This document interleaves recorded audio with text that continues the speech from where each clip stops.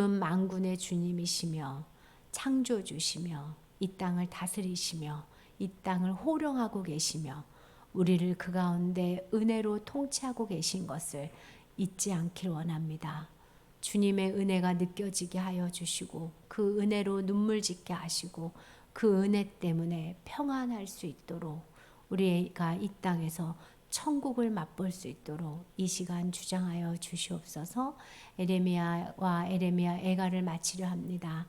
주님, 선지자의 통곡 속에서 하나님의 통곡을 보게 하시고 우리가 하나님과 늘 접붙여져서 주님이 내 안에 내가 주 안에 있는 삶을 영위해 갈 수 있게 하여 주시옵소서. 예수님 이름으로 기도합니다. 아멘. 저 부활주일날 쉬었기 때문에 우리 또 한번 봐야 돼요. 1장에서 불렀어요. 하나님이 내가 너를 뭐 한다고? 심고 뽑고 심는 선지자로, 열방의 선지자로 세우겠다. 그러니까 너는 뽑히는 메시지, 심판의 메시지를 전하고 회복되는 메시지를 전하거라. 이게 이제 1장부터 10장까지의 내용이고요. 그다음에 11장부터 20장까지는 뽑히는 설교를 해주는 거예요. 실제적으로 너희가 왜 뽑혀야만 하는지, 하나님하고 언약을 깼고 너희가 이젠 더 이상 쓸모가 없어졌고 가뭄으로 아무리 불러도 돌아오지 않았고 그래서 하나님을 믿지 않기 때문에 저주가 임하고 너희가 지금이라도 돌아오면 복이 임할 거다. 이런 식으로 설교와 5번의 기도가, 설교와 기도가 이렇게 오버랩되는 게 이제 두 번째 단락이었고요. 21장부터 33장까지는 이제 심판과 회복에 앞서 가지고 왜 심판과 회복이 왜 어려워지냐면 거짓 선지자들의 말씀, 뭐 좋은 나무, 무화과 나무 얘기를 하면서 쭉 이야기해 주다가 그 다음에 멸망할 수밖에 없는 이유들을 지난 시간에 살펴봤어요. 그래서 멸망해야 될 3가지 이유, 언약을 저버리고 하나님의 언약을 지키는 것 같지만 실제로는 자기의 입속을 챙기고 우상 숭배하고, 그래서 이제 결국 마지막 말씀까지 되었고 오늘 46장부터 52장이 이제 에레미야가 끝나는 장이에요. 그래서 오늘 우리가 에레미야를 끝냅니다. 에레미야의 끝나는 것은 그 에레미야는 열방의 선지자로 세웠기 때문에 이제까지 이스라엘에 대한 메시지를 전했지만 마지막 장에는 열방에 대한 메시지를 쫙 전해요. 그래서 열방도 다 멸망할 거고 어떤 열방은 다시 심겨질 거다. 그래서 뽑고 심겨지는 메시지를 전하는데요. 애굽에 대한 이야기, 블레셋에 대한 이야기, 모압에 대한 이야기, 암몬, 에돔, 다메섹, 게달, 하소, 엘람. 그러니까 49장은 좀 이렇게 작게 많은 나라에 대해서 예언하고요. 가장 많은 분량으로 바벨론에 대한 이야기를 해요. 여러분, 바벨론은 이 예레미야가 말할 때 바벨론에 의해서 이스라엘이 멸망하거든요. 근데 결국 그 바벨론도 멸망할 수밖에 없는 이야기를 하나님이 쭉 예언하시는 장면이 나와요. 그래서 얘네들이, 열방들은 왜 심판을 받는지가, 이스라엘이 왜 심판을 받는지가 지난 시간이었죠. 우상 숭배하고 하나님의 말씀을 지키지 아니하고 그다음에 하나님과의 언약을 우습게 열었던 거. 근데 일반적인 나라들은 왜 심판을 당하는지에 대한 이야기 있어요. 여러분, 우리 하나님 나라 했을 때 그림으로 많이 보여드렸는데, 우리가 강의할 때 이 땅은 누가 권능으로 다스리죠? 하나님이. 그래서 이 땅 모든 것은 하나님의 권능의 나라 속에서, 지금 하나님은 보이지 않지만 실제로는 하나님의 권능이 다스리는 거예요. 열방은 하나님의 권능 속에서 심판을 받아요. 근데 이 땅 안에, 보이는 이 땅 안에 보이지 않는 하나님 나라가 들어왔다 그랬죠. 보이지 않는 하나님 나라에 사는 백성들은 어떤 다스림을 받는다 그랬죠? 은혜의 나라에서 산다. 그래서 은혜의 다스림을 받아서 우리와 이 열방의 잣대가 틀려요. 우리는 왜 심판을 받냐면 은혜를 저버려서 받는 거예요. 하나님하고 언약을 저버려서. 그래서 심판이라기보다는 제가 다른 표현을 했는데 채찍입니다. 그래서 맨날 반복되는 게 뭐예요? 그러나 내가 너희를 회복하리라예요. 근데 권능의 나라는요, 하나님하고 언약을 맺지 않았어요. 그 권능은 뭐냐면 인간들이 일반적으로 들어서도 오케이 이런 제목으로 받아요. 그러니까 뭐라 그러면 아주 잔인하다거나 포악하거나 다른 사람을 아주 무차별하게 무찔거나 이런 걸로 이제 권능의 심판을 받거든요. 그런 이야기가 오늘 이야기고, 이런 나라 중에서는 소망이 다시 있어서 회복이 되는 나라가 있고요. 이 땅에서 영원히 사라지는 나라가 있어요. 그런 얘기를 쭉 들으면서 여러분이 이걸 조금 이렇게 분리하셔야 돼요. 나는 하나님의 은혜를 받았기 때문에 은혜를 저버리는 것으로 채찍을 맞는 나라에서 사는 거다. 그리고 안 믿는 사람 보잖아요. 아, 쟤는 언젠가 권능의 하나님 앞에 심판을 받을 짓을 하는구나. 이렇게 보시면 돼요. 잣대가 다르다는 것을 보시고 했으면 좋겠어요. 우리 46장부터 한번 볼게요. 자, 46장은 누구에 대한 얘기요? 애굽에 대한 얘기. 원인을 보면 7절에 강의 물이 출렁이 같고 나일강이 불어난 같은 자가 누구냐? 애굽은 나일강이 불어난 같고 강물이 출렁이 같도다. 그가 이르되 내가 일어나 땅을 덮어 성읍과 그 주민들을 멸할 것이다. 요게 애굽 사람들이 주로 했던 말이에요. 애굽은 나일강이 있어가지고 나일강이 범람하면서 잘 사는 나라가 됐거든요. 그러니까 자기가 나일강의 출렁거림과 같이 이 땅에서 출렁출렁거리면서 범람해서 옆에 나라를 멸절시키고 자기네가 부강하게 될 거라고 늘 읊조렸어요. 그래서 애굽이 자랑하는 건 나일강의 범람이었고, 나일강의 범람처럼 자기의 부귀영화, 자기의 힘을 자랑했습니다. 네, 그래서 그런 자기를 믿는, 철저하게 자기를 믿고 다른 사람을 멸절시키려는 그 주민들을 멸절시키는 그 나라를 향해서 10절에 한 날을 정해서 주 만군의 여호와께서 그의 대적에게 원수 갚는 보복의 날을 정하실 때에 이 애굽을 멸망시킬 거다라고 하면서 14절에 애굽에게 선포하여 밋돌, 롭, 다바네스, 여기는 뭐냐면요, 이스라엘 사람들이 바벨론 피해서 애굽으로 도망갔다 그랬죠. 그때 주로 이스라엘 사람들이 도망간 나라예요. 여기가 도시예요. 우리로 말하면 미국의 어디냐면 LA 같은 거예요. 한국 한인들이 많이 머무는 곳. 예. 그래서 그런 나라를 지명하시면서 하나님이 멸망하게 할 거라는 거예요. 17절에 그들이 그곳에서 부르짖기를 애굽의 바로 왕이 망하였도다. 그가 기회를 놓쳤도다. 18절 만군의 여호와라 일컫는 왕이 이르되 나의 삶으로 맹세하노니 그가 과연 신들 중에 다볼같이 해변의 갈매같이 오리라. 자, 그래서 두 17절 18절의 대조가 되는데 애굽의 바로 왕을 우상으로 삼고 글로 숨었거든요. 근데 하나님은 18절에 만군의 여호와라 일컫는 왕이 그 애굽의 바로 왕을 심판하실 것이다. 그래서 이스라엘 백성들이 의지했던 세상 권력인 애굽이 멸망하는 이야기를 합니다. 그렇지만 하나님께서 바벨론을 26절에 보면 내가 그들의 생명을 노리는 자의 손 곧 바벨론의 느부갓네살 왕의 손과 그의 종들의 손에 넘기리라. 그럴지라도 후에는 그 땅이 이전같이 사람 살 곳이 되리라. 그러면서 애굽이 회복이 돼서 소망 가운데 살 거라고, 지금의 이집트가 여전히 있죠. 그렇게 와서 살 거라고 하면서 27, 28절은 이스라엘은 완벽한 회복이 되어서 27절 끝에 보면 야곱이 돌아와서 평안하며 걱정 없이 살게 될 것이라 그를 두렵게 할 자가 없으리라. 그러면서 자기 백성에 대한 회복을 이야기하고 계십니다. 자, 47절 한번 볼게요. 47절 블레셋인데, 블레셋은 바로가 가사를 치기 전에 블레셋 사람에 대해서 바로에 의해서 블레셋이 이제 멸망을 하는데 24절 블레셋 사람이 유린하여 시돈과 두로와 시돈에 남아 있는 바 도와줄 자를 다 끊어버릴 거다. 여호와께서 갈돔성에서 남아 있는 블레셋 사람을 유린하리라 해서 여호와께서 그 사람들을 유린해서 멸망시킬 거다. 그래서 7절 여호와께서 그들을 명령하셔 진짜 어떻게 잠잠히 쉬겠느냐 그러면서 하나님께서 블레셋도 멸망시킨다. 46절 애굽도 하나님이 멸망시키는 거고 47절 블레셋도 하나님이 멸망시키는 겁니다. 그리고 48절 모압도 1절 중앙에 보면 오호라 느보여 그가 유린당하였다. 수치를 당하여 점령되었다. 왜 그랬냐면 7절에 너가 내 업적과 보물을 의뢰하면서 해서 돈과 힘을 의지하면서 살았기 때문에 너희가 망하였다. 라고 이야기합니다. 그래서 13절에 원인이 뭐라고 나오냐면 이스라엘 집이 베델을 의뢰하고 이스라엘 집은 베델을 세운 금송아지를 의뢰했거든요. 13절에 수치를 당한 것 같이 모압이 그모스로 말미암아 수치를 당해요. 그모스는 이제 우상이죠. 네, 그래서 14절 너희가 어찌하여 말하기를 우리는 용사요 우리는 능한 전사라 하겠느냐면서 자기의 자상을 잡고 우상 숭배해서 이제 멸절하게 될 거다라고 이야기합니다.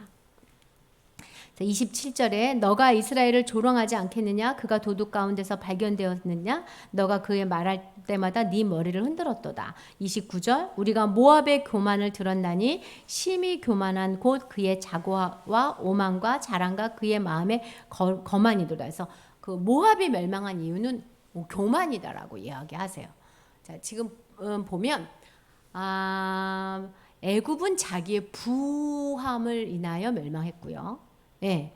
그 다음에 모압은 그들의 교만에 의해서 멸망한 거예요. 그래서 자기를 자랑하고 이웃을 자꾸 치고 갔기 때문에 멸망했다라고 해요. 42절에도 똑같은 말씀합니다. 모압이 여호와를 거스려 자만함으로 멸망하고 다시 나라를 세우지 못할 거다. 그러나 47절 내가 마지막 날에 모압의 포로에서 돌려보내라. 그러면서 열방 가운데서도 끝에는 꼭 소망에 대한 메시지를 전합니다.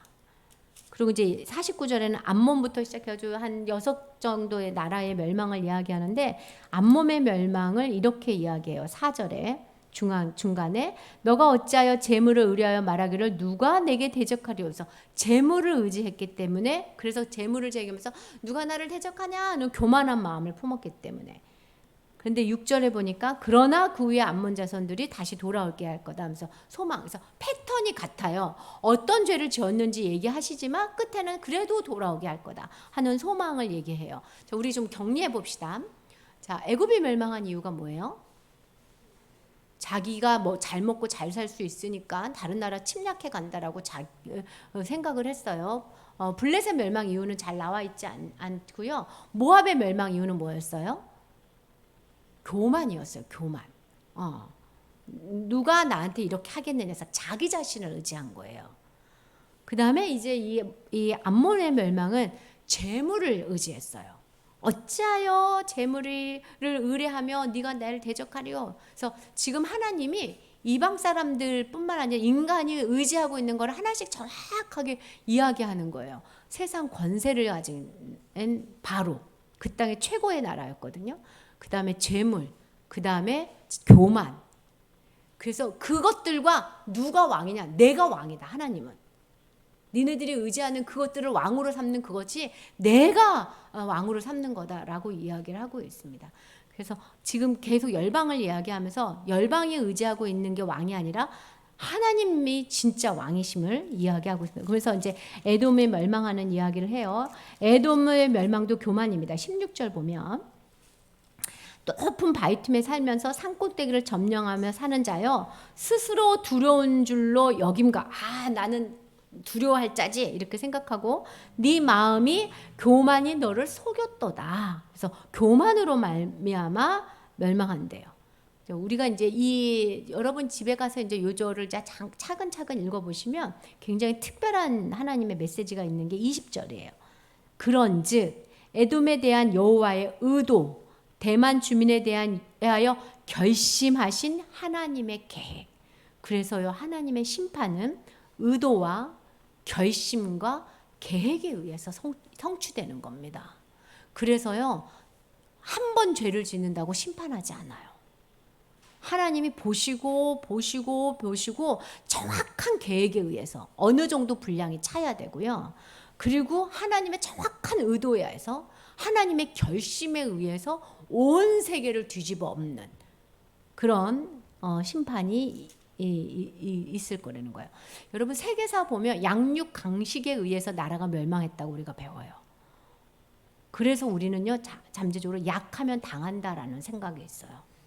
그런데 사실은요 약하기 때문에 망한다고 성경에서는 얘기하지 않아요. 악하기 때문에 망하는 거예요. 그래서 우리나라가 국력이 일어서 망하진 않을 겁니다. 우리나라가 악해져서 망해요. 우리나라가 악해진다는 얘기는 뭐냐면 주변 나라를 섬길 줄 몰라도 악한 거예요. 여러분 주머니를 내가 가지고 있는데 옆에서 죽어가고 있는데 이건 내 거야 이러면 악한 거죠.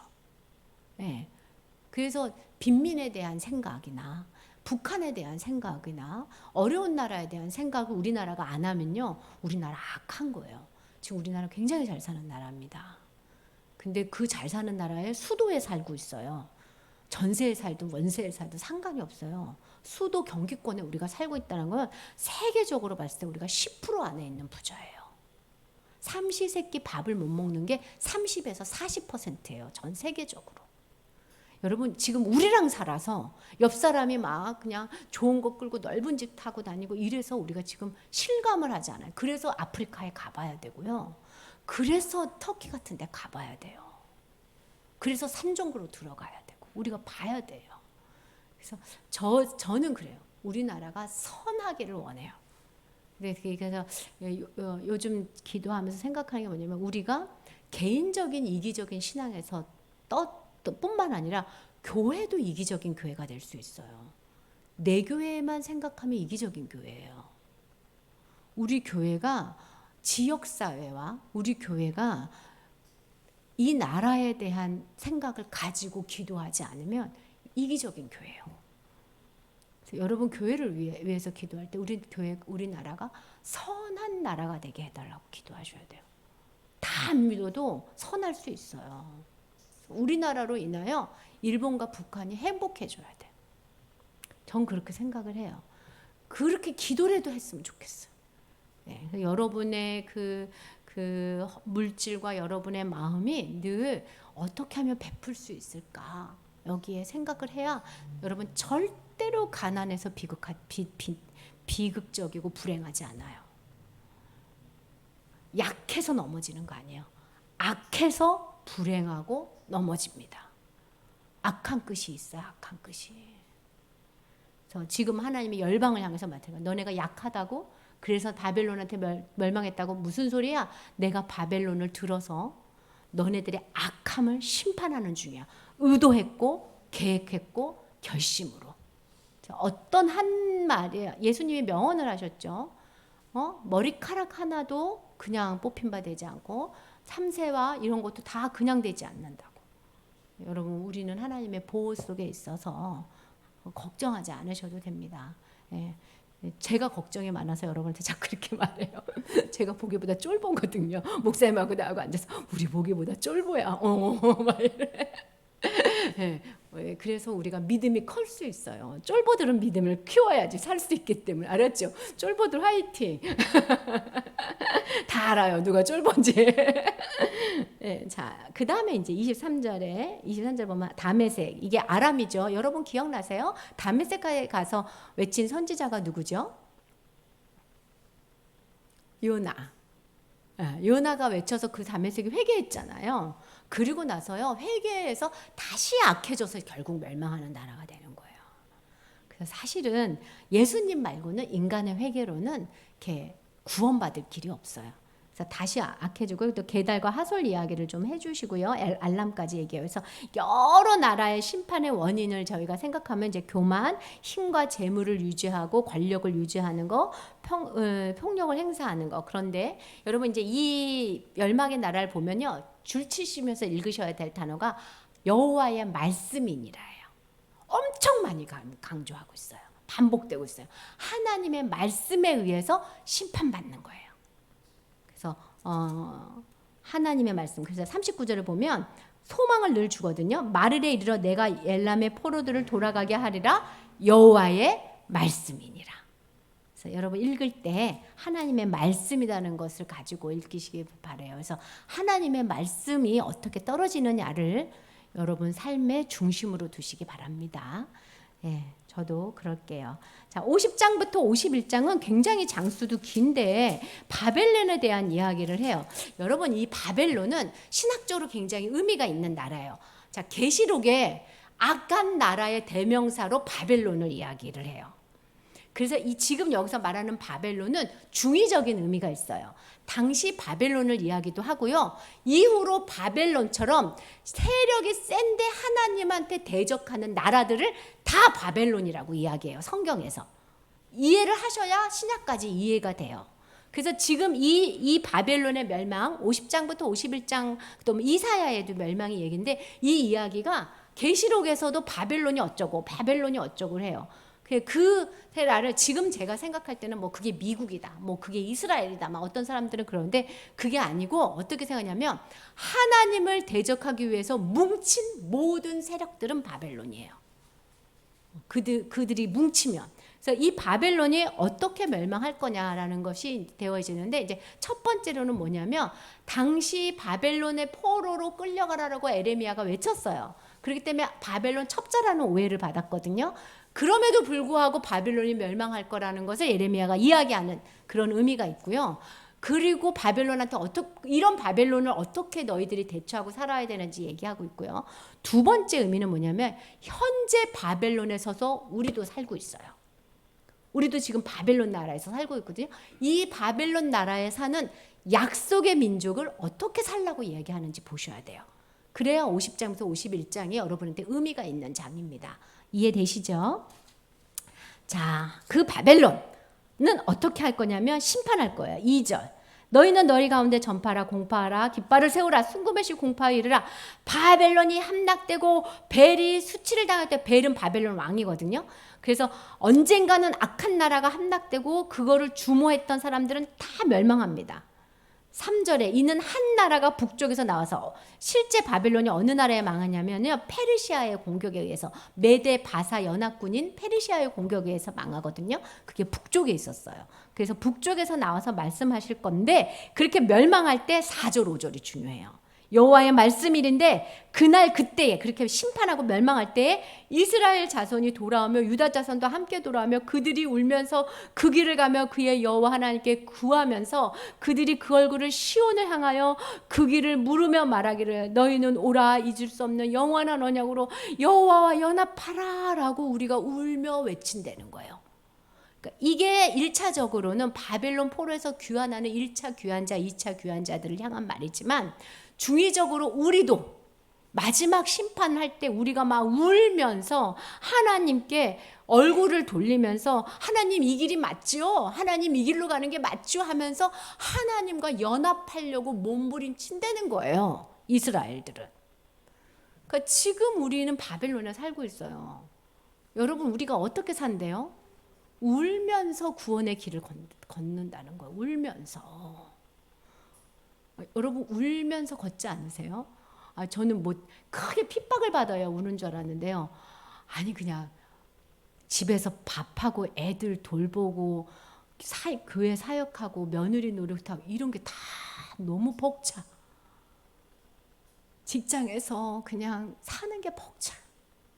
그냥 이 육체, 약한 육체를 데리고 사는 우리 이재진 집사님, 저 이주희 집사님 다 이 약하거든요. 약한 육체가 맨날 삐끗삐끗삐끗 잠 못 드는 수많은 불면증의 밤. 근데 그 속에서도 뭐를 추구하면서 하더라고요? 하나님과 연합하기를 위해서.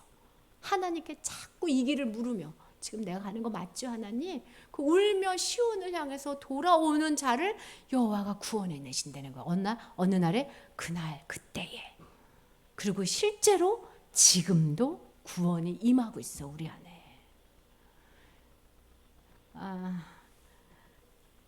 네.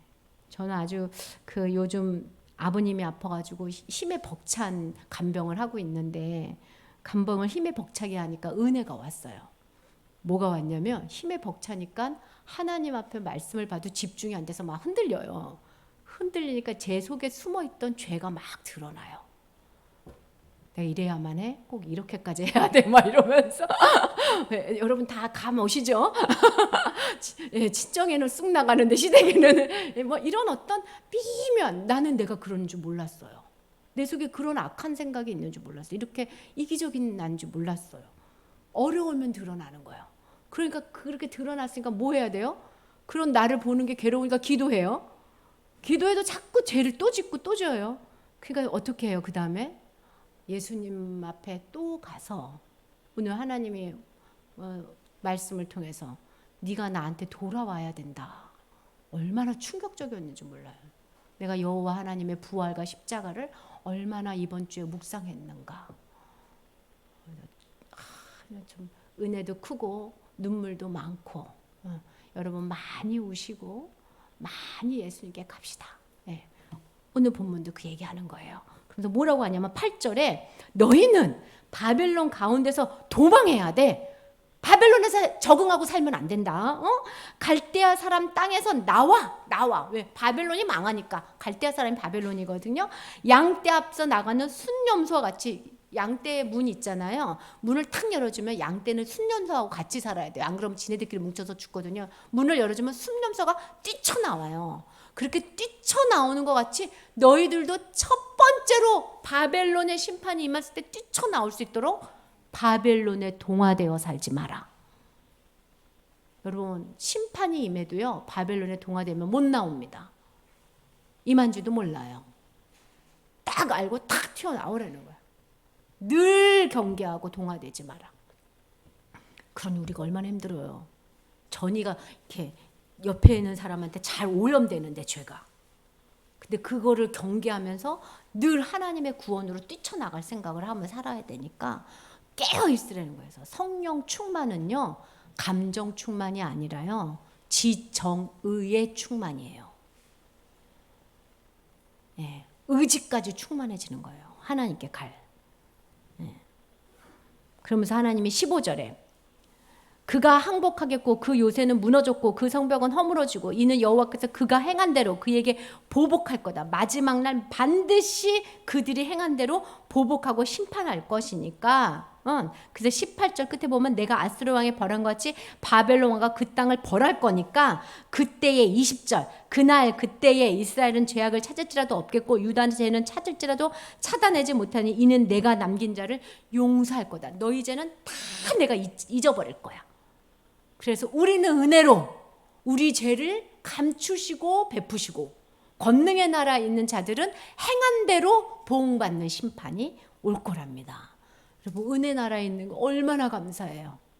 네, 그래서 하나님은요, 우리가 행한 대로 심판하는 분이 아니에요. 은혜 나라 백성들에게 용서하는 분이에요. 그래서 여러분, 우리 하나님이 우리한테 말해요. 너도 용서해야 돼. 내가 너희를 용서하고 없잖아. 그러니까 너희도 용서해. 참 그게 어려워요. 그래서 예수님이 죽으신 거예요. 용서가 어려워서. 죽음으로 뿐이 할 수 없는 게 용서여서. 사람의 특징은 은혜는 강물에 흘러버치고 상처는 심장에 새긴대잖아요. 얼마나 참 그 말이 나한테 딱 맞는 말인지 모르겠어요. 29절 끝에 보면 그가 일한 대로 갚고 그가 행한 대로 갚고 그가 이스라엘 거룩한 자 여호와를 향하여 교만하였기 때문에, 그래서 특징이 교만이에요. 자기를 의지하는 거예요. 바벨론은 세상에서 잘났기 때문에. 31절 주 만군의 여호와의 말씀이라서 만군이라는 단어가 들어가면 심판할 때 쓰시는 말이에요. 교만한 자여 보라 내가 너를 대적하리니 너희 날 곧 내가 너를 벌할 때가 이르렀음이니라. 그래서 결국 바벨론은 하나님 손에서 멸망합니다. 어떻게 멸망한다고요? 45절 그런즉 바벨론에 대한 여호와의 계획과 갈대아 사람의 땅에 대해 품은 여호와의 생각을 들으라. 하나님의 계획과 하나님의 생각이 심판에 있다는 거예요. 그래서 바벨론이 46절 약탈당하는 소리에서 땅이 진동하며 부르질 것이다. 예, 그래서 어떻게 하려고요? 반복해서 얘기해요. 51장 6절 바벨론 가운데서 어떻게 하라고요? 도망가야 된다. 니네 도망가야 돼. 거기서 영원히 살 것처럼 집 짓고 살지 마. 초막에 사는 사람처럼 살아. 텐트에 거하는 사람처럼 이사하기 쉽게 살아. 이 얘기 하시는 거예요. 그러니까 성경적으로는요, 전세 월세가 맞아. 쉽게 얘기하면요, 너무 부귀영화 누리려 하지 마라 얘는 거예요. 7절 바벨론은 여호와의 손에 잡혀 있어 온 세계가 취하게 하는 금잔이라. 이 바벨론이 금잔을 들고 온 세계 사람들을 취하게 한다는 거예요. 나처럼 살아봐라. 나처럼 살아봐라. 민족이 그 포도주에 미쳐서 이렇게 미쳐간다는 거예요. 여러분, 지난번에 어떤 분이 그렇게 얘기하더라고요. 왜 이단은 그렇게 부도덕한데 왜 이단 사람들은 안 나올까요? 뭐 PD 수첩 같은 데서도 다 얘기해 주잖아요. 상식적으로 어긋나는데 왜 안 나올까요? 그랬더니 교주의 포도주에 취하면 못 나온대요. 여러분, 그 이상하게 저 교회 목사님은 정말 아닌데 싶은데 그 교회 성도들이 너무 많죠. 그 포도주에 취하는 거예요. 우리는 반드시 취하게 되어 있어요. 진리에 취하시기 바랍니다. 그런데 그 포도주에 취했는데 8절 그 바벨론은 갑자기 넘어집니다. 특징이 날 정해서 내일이라도 예수님 오실 수 있어요. 말세에 일어나는 모든 징조는 지금 다 보여주고 계세요. 그래서 그날에 우리는 뭐 하냐면 15절부터 여호와를 찬양해요. 여호와께 뭐라고 얘기하냐면 19절 야곱의 북깃은 그와 같지 아니하며 그는 만물을 지으시니려 이스라엘은 그의 소유인 지파라. 그의 이름은 만군의 여호와시라서 하나님이 나를 지으셨어요. 나는 하나님 거예요. 하나님은 만군의 여호와예요 하면서 우리는 찬양하면서 이 바벨론에서 산다는 얘기입니다.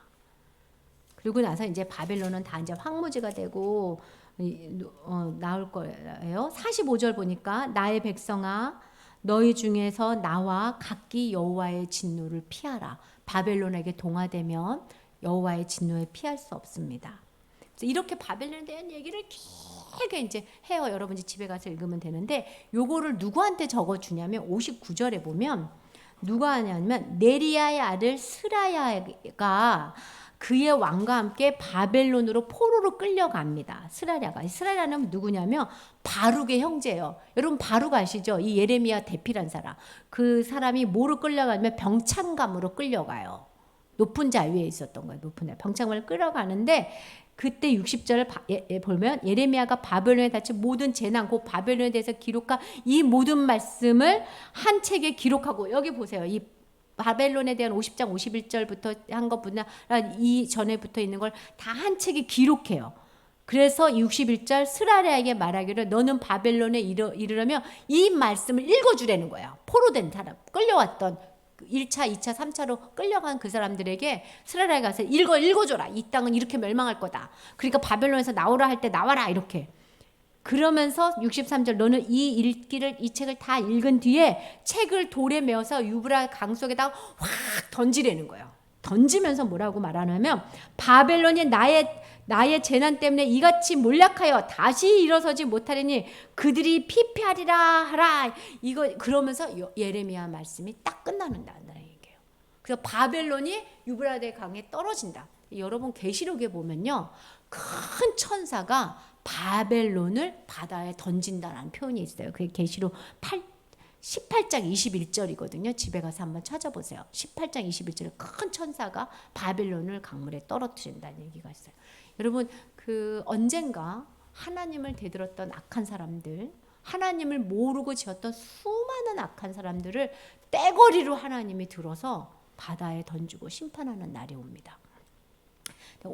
그래서 이제 에레미야에 대한 예언의 말씀 다 끝나고요. 52장에서부터는 이제 부록입니다. 제가 이거 안 보여드렸네. 52장은 예루살렘 함락에 대한 자세한 부록입니다. 여러분 이 얘기를 들어보면요, 이 전체 열방 예언은요, 만군의 주인 되시는 하나님을 선포하고 있어요. 하나님은 만군의 주인이십니다. 심판의 주인이십니다. 이게 깊게 믿어지셔야 돼요. 그래서 여러분 기도할 때 만군의 주인 되신 주님 앞에 합당한 믿음으로 나가서 기도하시기 바랍니다. 의뢰하시고 아뢰시고 의지하시고 높여드리시고 그렇게 해서. 그래서 52장에 보면 12절에 열째 달 바벨론이 와가지고 13절에 성전과 왕국에 불사르고요. 15절 끝에 보면 남은 자를 사로잡아 가고요. 16절 가난한 백성만 남겨두고요. 17절에 성전에 녹기둥해서 성전에 있는 물건을 다 가지고 가요. 그리고 백성들을 가져가는데 28절에 보면 유다인이 3023명, 29절에 840명, 30절에 4600명 총수가, 그래서 4600명만 남겨놓고 4600명만 남고 나머지 다 죽어가는, 그렇게 해서 이제 끌려간다는 얘기가 자세히 기술되어 있고요. 30절로 끝나면 예레미야가 아주 깨끗하게 끝나는 거예요. 멸망까지. 근데 아주 특이하게 코멘트가 붙어 있어요. 31, 32, 33, 34. 그럼 무슨 얘기냐면 여호 야긴이 회복이 되어진다는 얘기예요. 31절 끝에 보면 유다의 여호야긴 왕의 머리를 들어주었고 감옥에서 풀어주어서 그 자리를 높이고 바벨론 왕들보다 높여서 의복을 갈아입고 회복시켜준다. 그래서 여호야긴 왕이 왕권을 회복한다는 얘기를 끝에다가 이렇게 넣고 있어요. 이게 무슨 얘기냐면 여러분 지금 이스라엘이 다 망했어요. 근데 하나님은 이스라엘을 통해서 만군의 주로 오신다고 얘기하셨어요.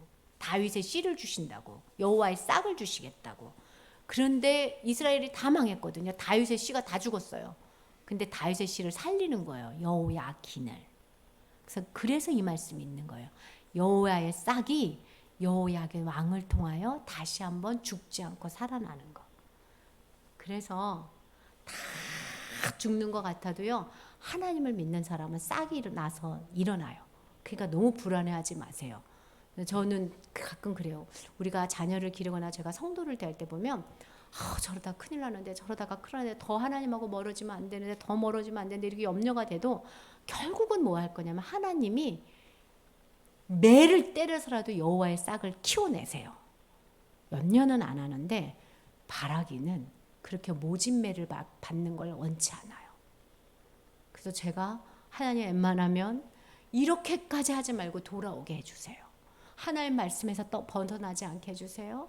하나님 안에서 기도하는 눈으로 하나님께 더 매진하게 해주세요. 네.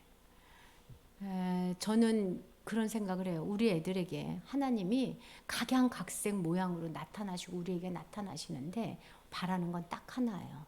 여호와를 알라, 힘써 여호와를 알라. 여러분의 모든 선택이 하나님을 아는 선택이 되어서 멀어지는 걸음이 아니라 가까워지는 걸음을 할 수 있도록 여러분에게 기도하고 있겠습니다. 그런데 혹여 멀어지더라도 싹이 있음을 기억하시고 불안해하지는 마세요. 네, 저도 그렇게 할게요. 자, 예레미야 애가는 왜 이렇게 글씨가 적지? 바벨론 삼천까지를 보고 그달라 총독의 암살이 들어와서 애굽으로 내려가잖아요, 사람이. 그랬는데 그 애굽으로 내려가서 거기서까지 끌려가서 자기 남은 백성들이 다 죽는 것을 보고 예레미야는 예루살렘으로 돌아와요. 그래서 불이 난 이스라엘 상황에서 애굽으로 내려갔다가 다시 왔을 때 여기가 아주 처참해진 상황을 보면서 예레미야 애가를 씁니다. 두문식으로 쓰거든요. 우리 원어에는 나와 있지 않는데, 한국어에 나오지 않는데 원어로 쓰면은 A, B, C, D 이런 것처럼 히브리어 알파벳 순서대로 첫 글자를 따서 이렇게 하는 그런 내용이 있어서 애통하고 비통한 심정을 노래하고요. 이스라엘은 지금도 예루살렘이 함락된 그달라 총독이 죽었던 그 해를 기념으로 예레미야 애가를 크게 낭독하고 암송해요. 그래서 기억해요. 우리는 심판받고 울었던 민족이다. 그래서 우리나라도 일제나 6.25를 자꾸 기억하고 심어주는 얘기를 해야 애국심이 생기고 애국자가 하나님 나라에서도 애국을 합니다. 자, 그래서 잠깐 보면요. 시간이 많이 갔어요. 1장은 슬픔을 노래해요. 내가 너무 슬프다. 그래서 1장 슬프다. 1장 1절 슬프다. 어찌하여 이런 뜻이에요. 그리고 이제 2절 밤에도 슬피 울고 눈물이 땀이 흐른다라고 이야기하고요. 17절은 시온에 두 손을 폈으나 위로할 자가 없다고 얘기하고요. 그래서 1장은 슬픈 노래를 이야기하고요.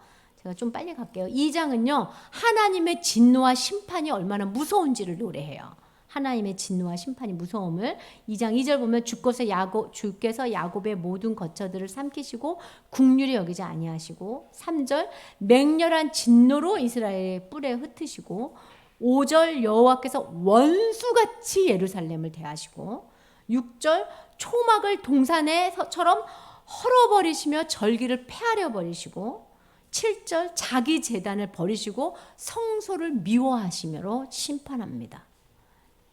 하나님이요 자기 백성을 때리실 때는요 원수처럼 때리는 것처럼 우리는 느껴져요.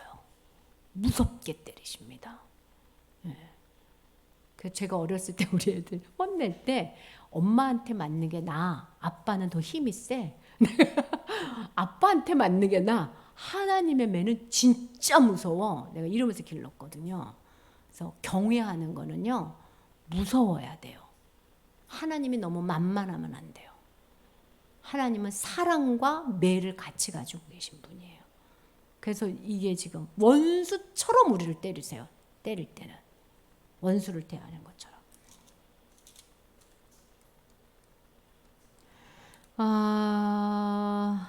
그래서 이제 예레미야가 막 이제 우는 이야기가 나오고요. 3장에서는요, 하나님이 이스라엘에게 심판을 내리셨는데 예레미야가 이 심판을 내가 받은 것처럼 느껴요. 그래서 예레미야가 이스라엘을 대표해가지고 하나님께 기도하고 간구하고 울고 이러거든요. 3장 3절. 3절 2절. 나를 이끌어 어둠 안에 걸어가게 하셨고, 3절. 종일토록 손을 들어서 자꾸 나를 때리신다는 거예요, 하나님이. 때렸고, 4절. 나의 살과 가죽이 쇠하게 하셨고, 나의 뼈들을 꺾었고, 8절. 내가 부르짖어 도움을 구하나 내 기도를 듣지 않으시고, 11절. 내 몸을 찢으시며 나를 적막하게 하셨어요.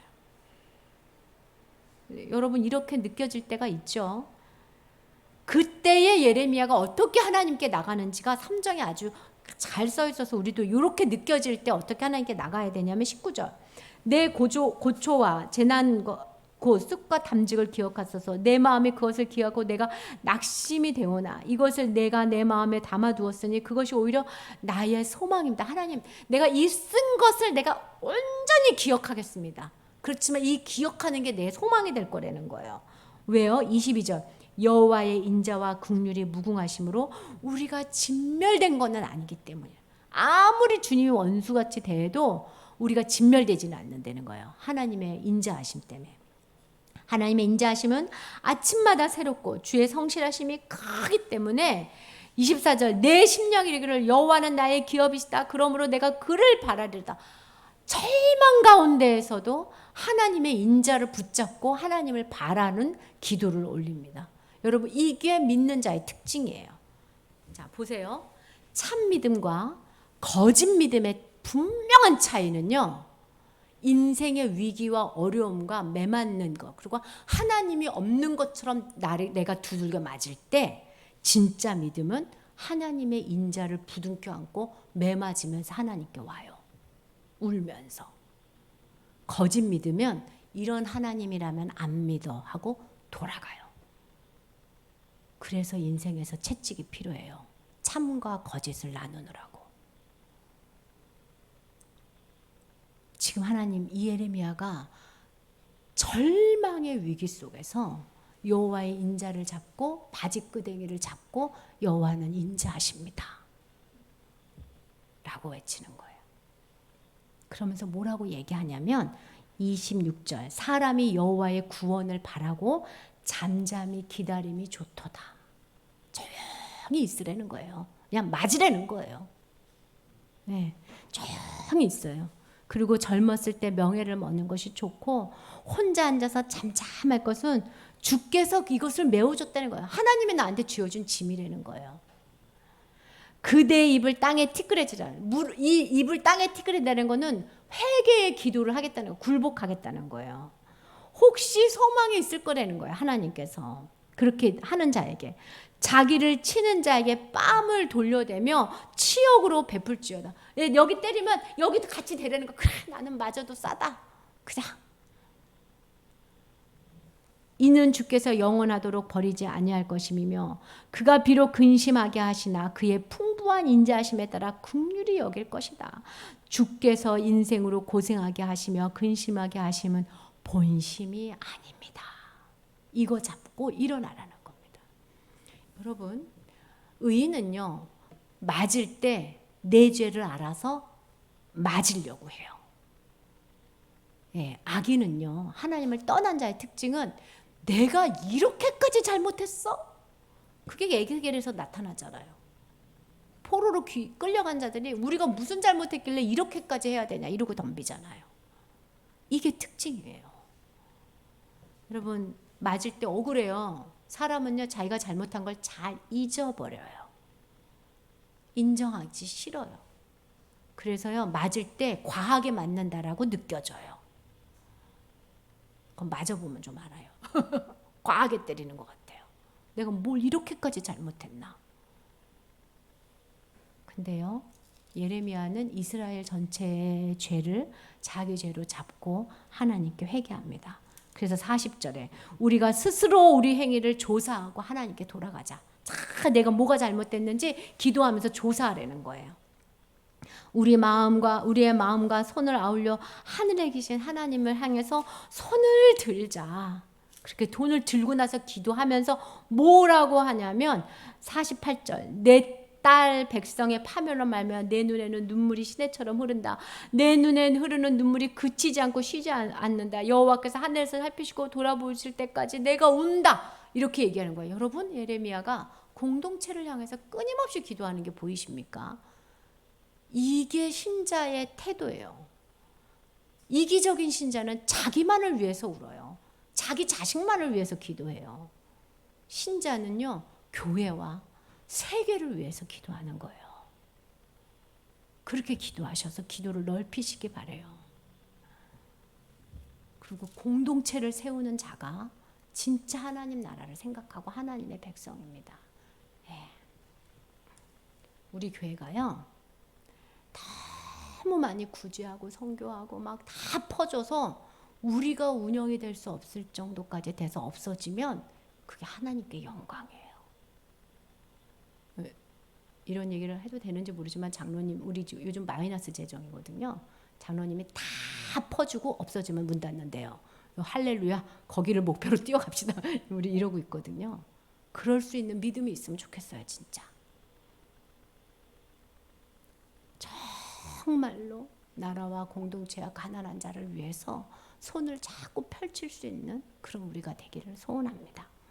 44장에는요, 예루살렘 현황이 쫙 있거든요. 예, 막 3절 보면 들깨도 젖을 주지만 새끼를 먹일 힘이 없고, 4절 젖먹이가 목이 말라서 입에 천정에 막 떡떡 붙고, 7절 보면 전에 존귀하던 자니 눈보다 깨끗했던 자기가 막 새카맣게 됐다, 막 이런 표현들이 있어요. 그래서 하나님께 매맞는 사람의 처절한 얘기를 하고요. 5장은 그거를 위해서 또 하나님께 기도해요. 회복을 위해서. 5장 20절 주께서 어찌하여 우리를 영원히 잊으셨으며 우리를 이같이 오래 버리시겠습니까? 여호와여, 우리를 주께로 돌이키소서. 그리하시면 우리가 주께로 돌아가겠사오니 우리의 날을 다시 새롭게 하소 옛적같이 하여 주시옵소서. 주께서 우리를 아주 버리셨사하며 우리에게서 진노함을 참으로 크십니다 하면서 돌아가겠습니다 라고 이야기합니다.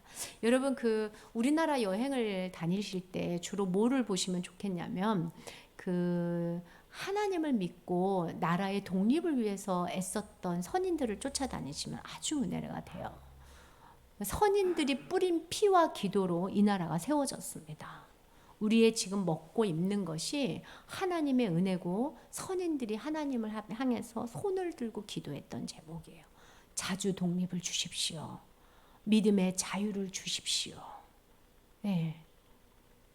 그것이 지금 우리에게 주어진 이 축복인데, 이 축복을 들고 만방에 나가서, 그리고 여러분의 일터에서 여러분으로 인하여 사람들이 하나님을 찬송하게 되기를 소원합니다. 예, 에레미야 애가까지 읽으시고요. 하나님이 만군의 주인이시다라는 걸 외치시기 바라요.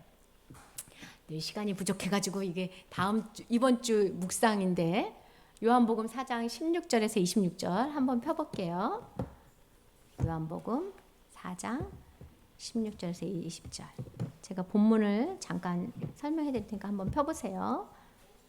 5장인데, 참, 19절에서 24절. 어디 갔지? 내가 해놨는데 어디다 해놓은 거지?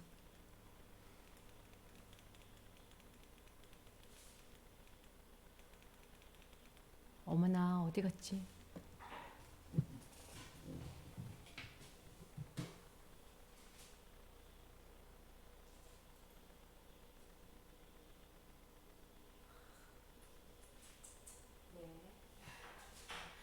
제가요, 덤벙이에요.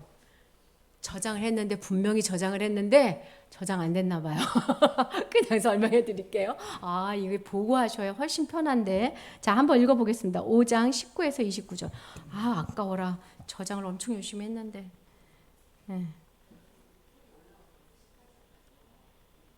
우리 5장 할 차례가 아니고 4장 할 차례 아니에요? 아, 이거 청년부 거. 아, 정말. 제가요, 청년부는 다음 주 거 하고 이번 주에는 그거 하고. 아, 4장 할 차례 맞죠? 4장 43절. 이번 주 이거 하는 거 맞죠? 아, 맞네. 그러니까 아, 참. 우리 이번 주에 제가 4장 33절 해드리는 거 맞죠? 네네, 제가 해드릴게요. 다른 거 준비했나 봐요. 자, 이틀이 지나서 갈릴리에 예수님께서 거기를 떠나 갈릴리로 가시며 층이 증언하셔서 선지자가 고향에서 높임을 받지 못한다 하시고 갈릴리에 이르시매 갈릴리인들이 그를 영접하니 이는 자기들도 명절에 갔다가 예수께서 명절 중 예루살렘에서 하신 모든 일을 보았더라. 여기까지가 일단락이에요. 반복되는 단어가 있어요. 뭐가 보이세요? 갈릴리. 그래서 여기의 제목은 뭐냐면 예수님과 갈릴리 믿음이에요. 예수님을 향한 갈릴리 사람들의 믿음인데 보면 예수님이 뭐라고 말하면 44절에 선지자가 고향에서는 높임을 받지 못하지 이렇게 얘기하고 갈릴리로 가셨어요. 그때 45절에 갈릴리인들이 근데 영접해줘요. 높임을 받지 못한다라고 했는데 갈릴리인들이 영접을 하죠. 근데 그 영접이 왜 영접이 되었냐면 예수님께서 예루살렘에서 하신 일을 보았기 때문에 영접했다라고 얘기하죠. 그래서 뉘앙스가 뭐냐면 높이지 않는 영접인데 예수님의 표적 때문에 환영했다는 거예요. 그러면 갈릴리 사람들의 믿음이 참이에요? 거짓이에요? 거짓인 거예요. 그러니까 하나님은 예수님은 벌써 마음을 아시고 쟤네들이 나를 높여서 나를 영접하는 게 아니야 이러고 가세요. 그러니까 갈릴리 사람들이 근데 예수님을 막 영접해. 와, 예루살렘에서 기적을 행했던 그가 우리 고향 사람이다 하고 영접을 하지만 겉으로는 환영하는 것 같지만 진짜는 환영하지 않는다는 게 지금 45절까지의 뉘앙스입니다. 그래서 갈릴리 사람들의 믿음이에요.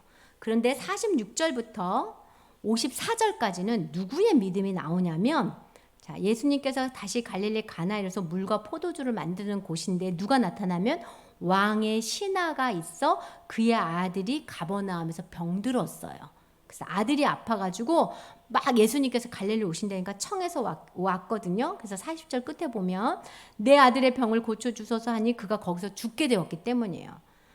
그랬더니 예수님이 한숨을 쉬시면서 표적과 기사를 보지 못하면 도대체 믿지 않는구나 하면서 쫓아내려가니까 부정적이죠. 예수님이 또 니네들은 왜 이렇게 표적과 기사만 보냐.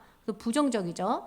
4장 48절이에요. 49절에는 신하가 이르되 주여 내 아들이 죽기 전에 좀 내려와 주세요. 그러니까 50절에 예수님이 네 아들이 살아났어. 그러니까 이 사람이 믿고 가거든요. 그래서 이제 내려가다가 종을 만나요. 그들이 당신의 아들이 살았습니다 했더니 언제 살았냐 그랬더니 언제 살았습니다 하는데 그때가 예수님 말하는 딱 그 시기인 거예요.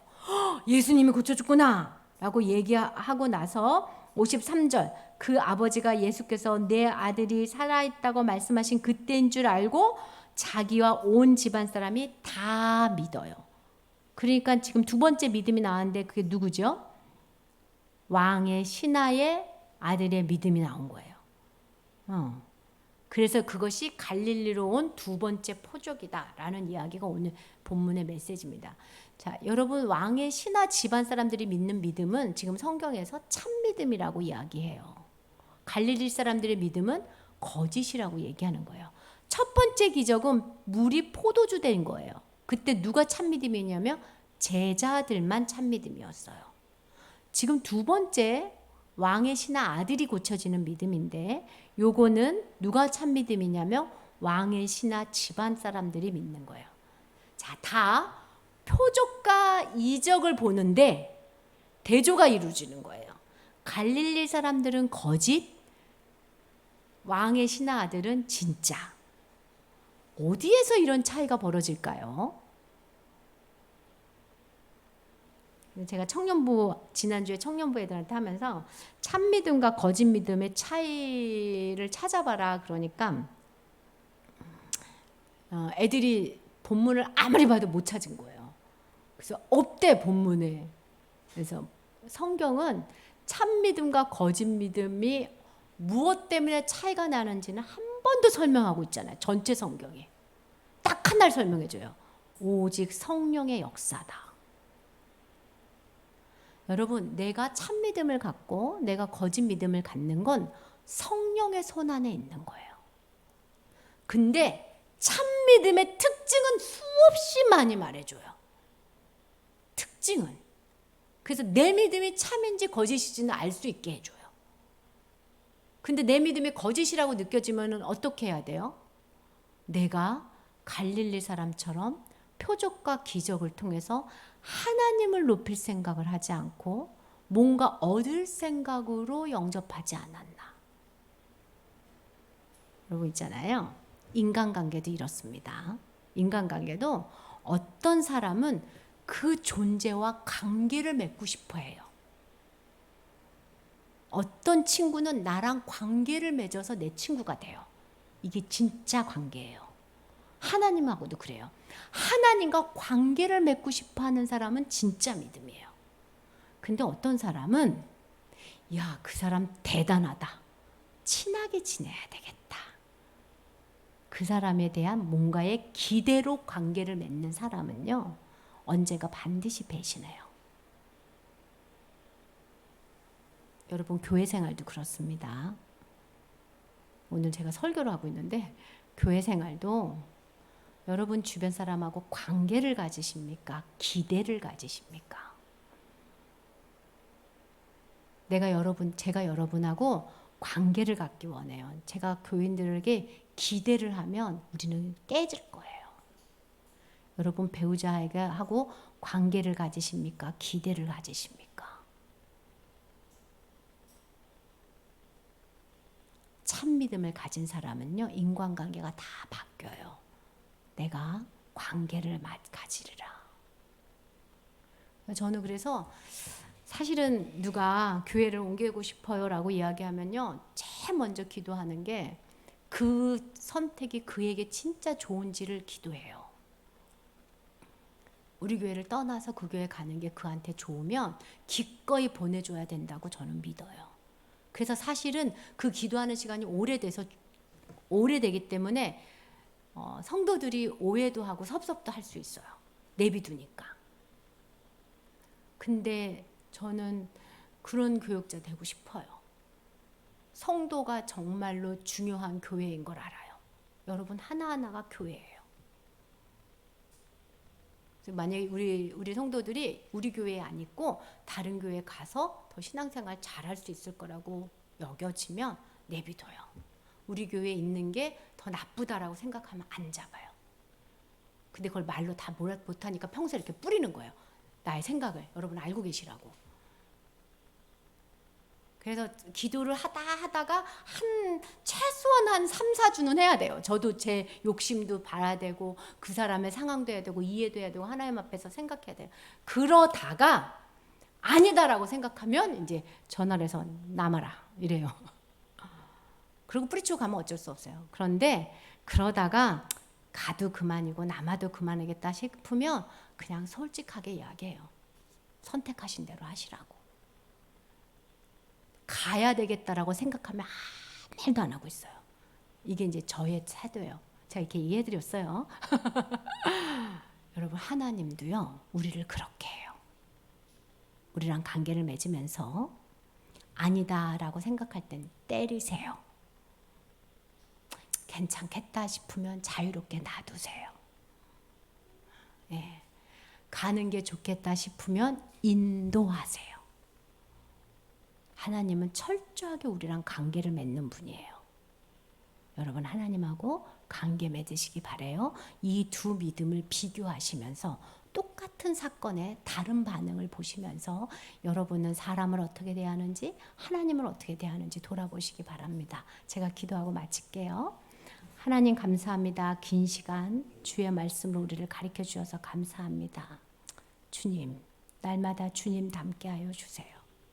주님 때문에 웃고 주님 때문에 울게 해주세요.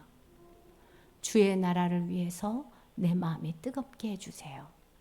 말씀과 기도로 새롭게 하여 주시옵소서. 은혜 주시걸 믿으며 예수님 이름으로 기도합니다. 아멘. 자, 목장하시고